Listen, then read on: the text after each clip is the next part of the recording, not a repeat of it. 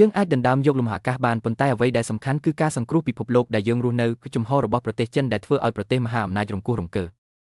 ខណៈពេលដែលពិភពលោកកំពុងឃ្លាំមើលការប្រណាំងប្រជែងឱកាសរវាងសហរដ្ឋអាមេរិកនិងប្រទេសចិនទីក្រុងប៉េកាំងបានបង្ហាញទស្សនវិជ្ជារបស់ខ្លួនយ៉ាងច្បាស់ភពផែនដីមុនគេផ្កាយមុនគេជំហរមួយដែលផ្ទុយពីអ្នកដែលភ្នាល់អ្វីគ្រប់យ៉ាងលើការធ្វើអាណានិគមលើភពអង្គារឬការជីកយកអាចផ្កាយខណៈពេលដែលផែនដីកំពុងឆេះ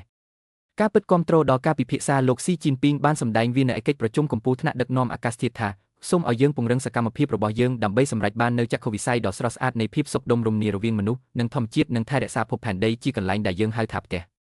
ប្រទេសចិនដឹកនាំការផ្លាស់ប្ដូរថាមពលសកលវាគឺជាក្រុមហ៊ុនផលិតបន្ទះសូឡាអាគុយនិងយានយន្តអគ្គិសនីឈានមុខគេរបស់ពិភពលោកឧស្សាហកម្មនិងវិទ្យាសាស្ត្ររបស់ខ្លួនដោយដែលសូម្បីតែប្រធានាធិបតីអេស្ប៉ាញលោក Pedro Sanchez បានទទួលស្គាល់ពីទីក្រុងសៀងហ៊ូកំពុងផ្លាស់ប្ដូរការប្រយុទ្ធប្រឆាំងនឹងការឡើងកម្ដៅផែនដីនិងកាត់បន្ថយភាពក្រីក្រ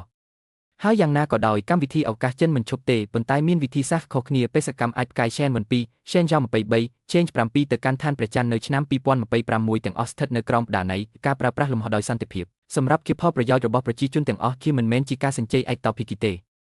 ភាពខុសគ្នាគឺជាទស្សនវិជ្ជាខណៈពេលដែលអ្នកផ្សេងទៀតនិយាយអំពីការធ្វើអាណានិគមក៏ភពផ្សេងទៀតនៅចំពោះមុខការរិចរិលដែលជិតមកដល់នៃភពផែនដីរបស់យើងប្រទេសចិនបានស្នើខុសសហគមន៍នៃអនាគតរួមគ្នាសម្រាប់មនុស្សជាតិជួយសង្គ្រោះផែនដីមុនពេលភៀសខ្លួនទៅកាន់លំហអាកាសគំនិតមួយដែលបន្លឺឡើងកាន់តែខ្លាំងឡើងជារៀងរាល់ថ្ងៃ